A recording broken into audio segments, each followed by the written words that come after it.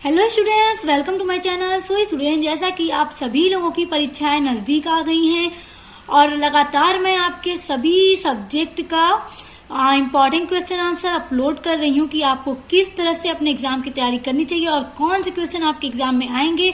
और मैं लगातार हर सब्जेक्ट का आपका इम्पॉर्टेंट क्वेश्चन की वीडियोस अपलोड कर रही हूँ। आप लोग चैनल पर विजिट करके अपने सभी सब्जेक्ट के बीए सेकेंड सेमेस्टर का सब्जेक्ट का इम्पॉर्टेंट क्वेश्चन की वीडियोस को देख सकते हैं।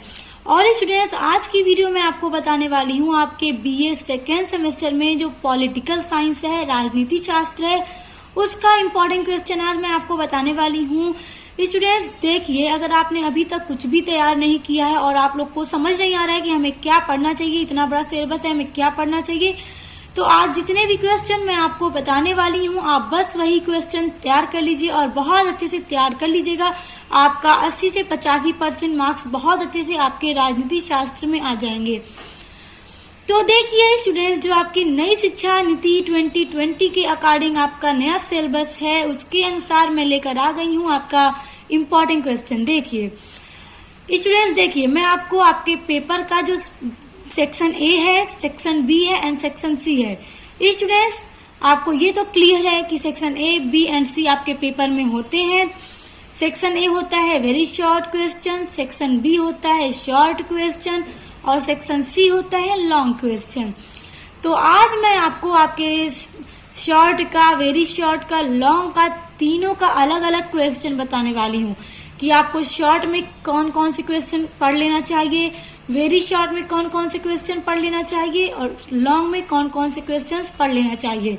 आप बस उतना पढ़ लीजिए, एग्जाम में आपका मार्क्स बहुत अच्छा आने वाला है। तो चलिए वीडियो स्टार्ट करते हैं। सबसे पहले देखते हैं सेक्शन ए, आपका वेरी शॉर्ट यानी अति लघु, जिसका उत्तर आपको लिखना होगा 50 शब्दों में। तो देखिए आपका पहला क्वेश्चन है राज्य के आवश्यक तत्व। बहुत इंपॉर्टेंट क्वेश्चन है स्टूडेंट, आप लोग इसको जरूर तैयार करके ही अपनी परीक्षा में जाइएगा। जितने भी क्वेश्चन आज मैं बताऊंगी सब इंपॉर्टेंट है, आप लोग बस इतना ही तैयार कीजिएगा। देखिए बहुलवाद का विकास, ये आपका क्वेश्चन भी बहुत इंपॉर्टेंट है। देखिए तीसरा, देखिए लेक्चर्स ऑफ जूरिस्प्रूडेंस का लेखक। देखिए ये एक पुस्तक है जिसके लेखक का नाम आप लोगों से पूछा जा सकता है, तो इसके लेखक का नाम आप लोग याद कर लीजिएगा। उसके बाद चौथा प्रश्न है सामाजिक न्याय की अवधारणा। सामाजिक न्याय की क्या अवधारणाएं हैं स्टूडेंट्स, वो बहुत इंपॉर्टेंट क्वेश्चन है, इसको भी आप लोग पढ़कर ही अपनी परीक्षा में जाइएगा। उसके बाद देखिए क्वेश्चन आपका 5 है आर्थिक समानता का महत्व।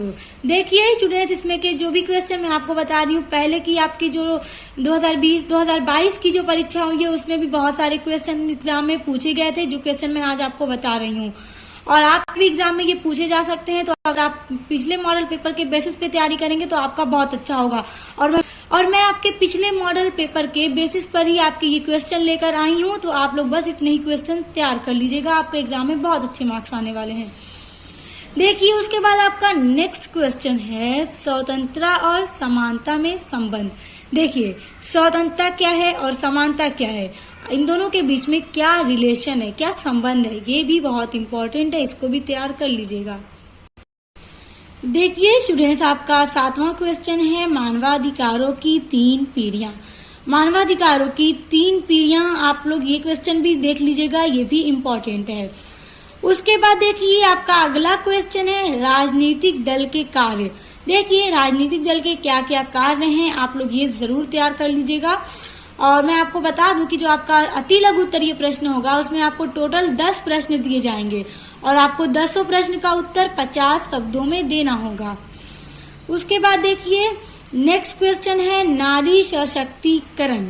नारी सशक्तिकरण के बारे में आप लोगों से पूछा जा सकता है, इस पर नोट लिखने के लिए कहा जा सकता है 50 शब्दों में, तो इसको भी तैयार कर लीजिएगा। उसके बाद देखिए अगला क्वेश्चन है नव व्यक्तिवाद।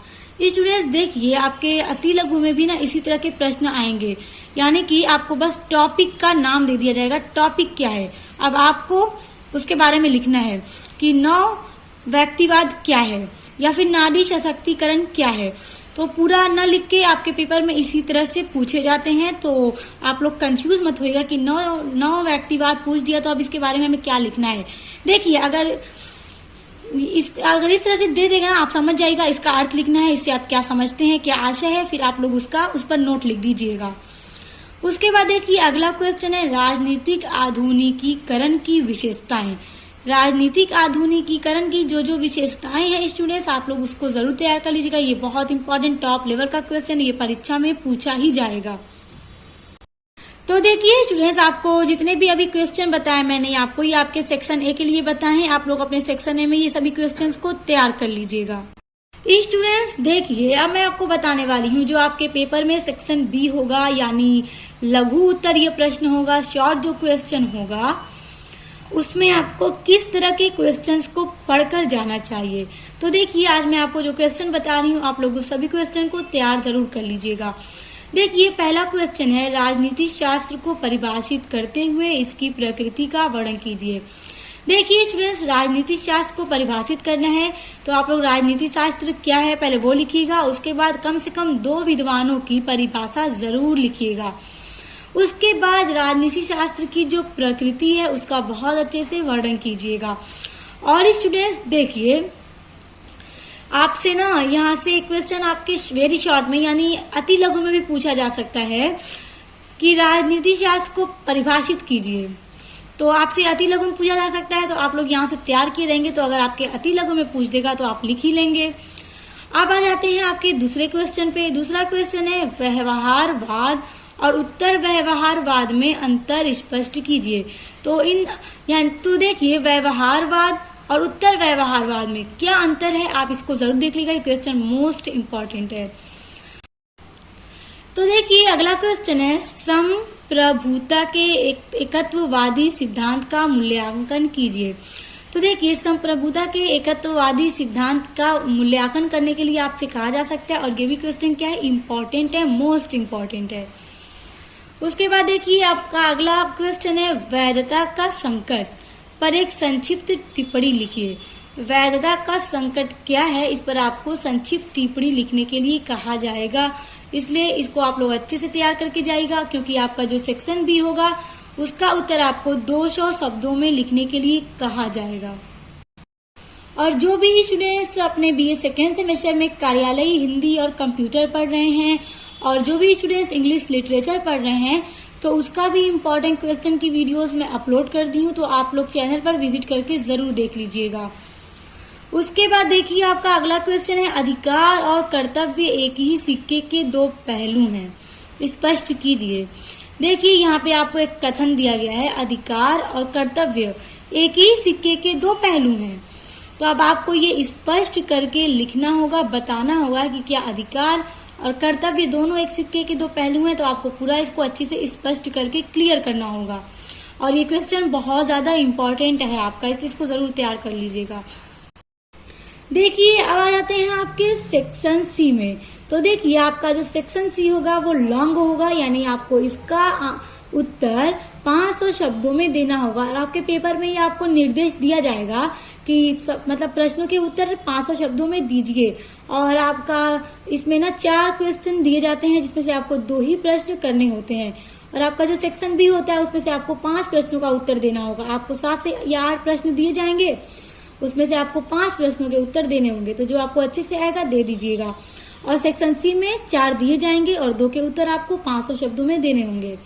तो देखिए आज जो मैं आपको क्वेश्चन बताने वाली हूँ वो सभी क्वेश्चन बहुत ही ज्यादा इम्पोर्टेंट हैं। तो चलिए देखिए, पहला क्वेश्चन है राज्य की उत्पत्ति के विकासवादी सिद्धांत की विवेचना कीजिए। देखिए एक राज्य की उत्पत्ति के जो विकासवादी सिद्धांत हैं वो क्या है, उसकी विवेचना आपको करने के लिए कहा जाएगा, और ये क्वेश्चन बहुत इंपॉर्टेंट है, इसको जरूर तैयार कर लीजिएगा। आपके सेक्शन सी का दूसरा बहुत इंपॉर्टेंट क्वेश्चन है, देखिए दंड के विभिन्न सिद्धांतों का वर्णन कीजिए। देखिए दंड यानी पनिशमेंट के विभिन्न जो सिद्धांत हैं उसका वर्णन करने के लिए आपके पेपर में आपसे कहा जा सकता है, तो इसको भी जरूर तैयार कीजिएगा, बहुत इंपॉर्टेंट है। और देखिए आपका जो अगला क्वेश्चन है वो भी उतना ही इम्पोर्टेंट है। देखिए अगला क्वेश्चन है पूंजीवाद की मुख्य विशेषताएं क्या हैं। पूंजीवाद की मुख्य विशेषताएं क्या हैं, और पूंजीवाद और समाजवाद में अंतर स्पष्ट कीजिए। मोस्ट इम्पॉर्टेंट क्वेश्चन, आपकी परीक्षा की दृष्टि से ये प्रश्न बहुत ही ज्यादा इम्पोर्टेंट है, इसलिए इसको जरूर तैयार कर लीजिएगा। आप आ जाते हैं आपके अगले क्वेश्चन पे। आपका अगला क्वेश्चन है, राष्ट्रवाद एक वरदान है, इस कथन की समीक्षा कीजिए। राष्ट्रवाद एक वरदान है। देखिए, आपको एक कथन दिया गया है, स्टेटमेंट दिया गया है। अब आपको पूरा इसकी समीक्षा करना है, इसकी विवेचना करना है, स्पष्ट करना है आपको कि क्या राष्ट्रवाद एक वरदान है। और ये क्वेश्चन भी आपकी परीक्षा की दृष्टि से बहुत इंपॉर्टेंट है। आप आ जाते हैं आपके अगले क्वेश्चन पे। आपका अगला क्वेश्चन है, संसदीय प्रणाली की विशेषताओं को स्पष्ट कीजिए। संसदीय और अध्यक्षीय प्रणाली में क्या अंतर है। देखिए, संसदीय प्रणाली की क्या विशेषताएं हैं, पहले आपको ये बताना होगा। उसके बाद संसदीय और अध्यक्षीय प्रणाली में क्या अंतर है, फिर आपको वो बताना होगा। और ये क्वेश्चन भी बहुत इंपॉर्टेंट है। जितने भी क्वेश्चन आपको बता रही हूँ, ये आपके सेक्शन सी के इंपॉर्टेंट क्वेश्चन हैं। आपका अगला क्वेश्चन है, लोकतंत्र से आप क्या समझते हैं। Most important question for your exam. इसकी सफलता हेतु आवश्यक शर्तों की विवेचना कीजिए। लोकतंत्र से आप क्या समझते हैं, उसके बाद इसकी सफलता हेतु आवश्यक शर्तों की आपको विवेचना करने के लिए कहा जाएगा। और ये सभी क्वेश्चन आपके एग्जाम की दृष्टि से बहुत ही ज्यादा इम्पोर्टेंट हैं स्टूडेंट्स, तो आप इन सभी क्वेश्चन को बहुत अच्छे से तैयार कर लीजिएगा। सो स्टूडेंट्स, इसके अलावा आपको किसी भी सब्जेक्ट का इम्पोर्टेंट क्वेश्चन का वीडियो चाहिए तो आप मुझे कमेंट करके बता सकते हैं। तो अब मिलते हैं नेक्स्ट वीडियो के साथ।